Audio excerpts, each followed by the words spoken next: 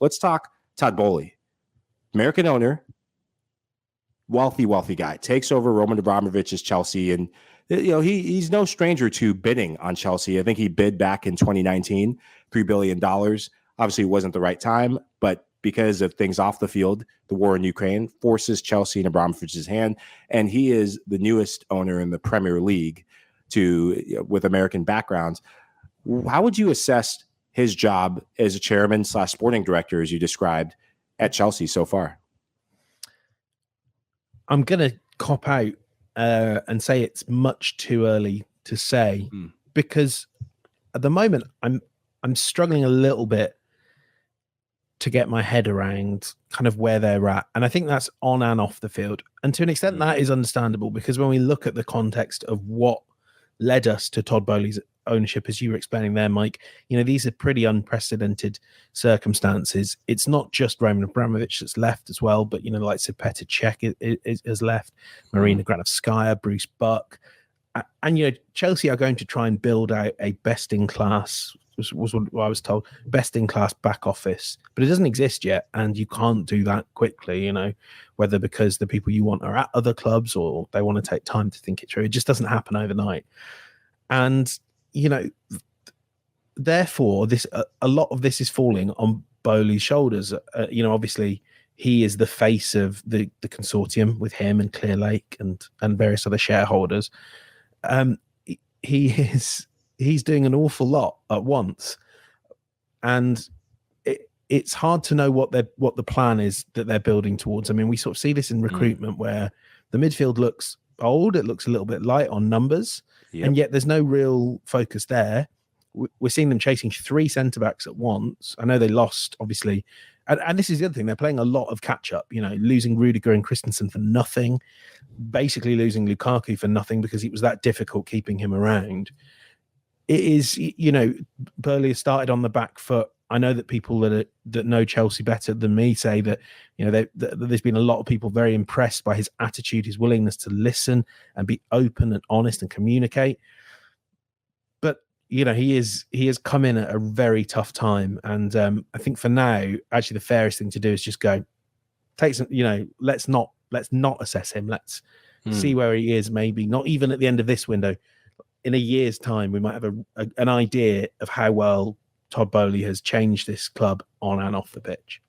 Yeah, I'm thinking about some of the players they're linked with, and really that need to fit into Thomas Tuchel's system and wants and desires, and also the need to make an impression as a Premier League owner and chairman with a blockbuster signing. And what do you make of the signing of Raheem Sterling? Do you think that's enough to wow Chelsea fans, to give them hope? I love it. I think it's fantastic because the sort of issue when you looked at Chelsea's front three last season really looked like it was going to be on that left of the three. Obviously Lukaku struggled, but every time I watched Chelsea and Kai Havertz was playing there, I was like, well, there's your solution. And obviously that's what Tuchel concluded quite swiftly. Havertz is he's not really a false nine. I hate when, can I just go on a rant? I hate when absolutely. He is a bit more, but he's kind of like a target man as well. And people have said this about Sterling, that Raheem Sterling's going to play the false nine. No, he's not. He's not going to do what, a Leo Messi or a Francesco Totti did and start on, start in that deep number 10 role and do stuff from that. He's going to play like a poacher in behind. Sorry, ran over. He's Sterling, not a false nine. I have it maybe. But Sterling was the kind of missing piece for me in that attack. He's an upgrade on Pulisic and Werner, someone that gets in the box, gets shots away. He does have that Werner-ish tendency to miss a lot of big chances, but he scores an awful lot as well. I think the second most goal contributions of any player under Pep Guardiola after Leo Messi is Raheem Sterling.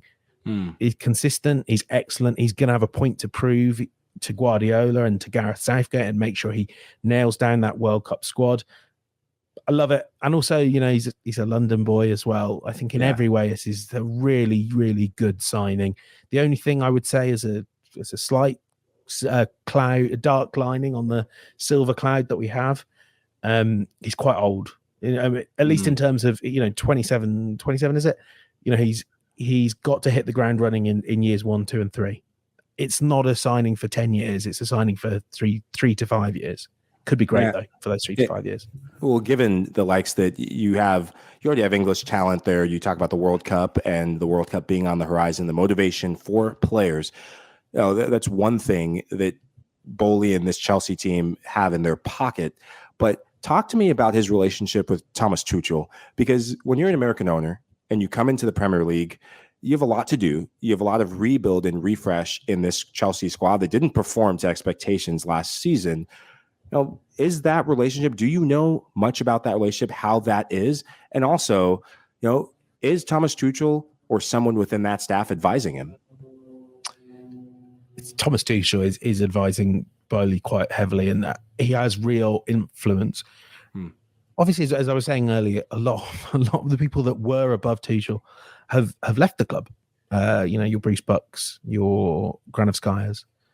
So inevitably, when that vacuum of power is created, something fills it, and it's pretty clearly Tuchel. We are seeing this when they're looking at someone like Presnel Kimpembe, who used to work with Tuchel at PSG. You can see that that's a sign of his growing authority. And don't forget as well, he is hugely popular with supporters. Like every game at Stamford Bridge I was at last season, you'd hear those chants of "We've got Super Tommy Tuchel." He wants to be there for the long haul. Chelsea fans want him there for the long haul. He knows what he's doing.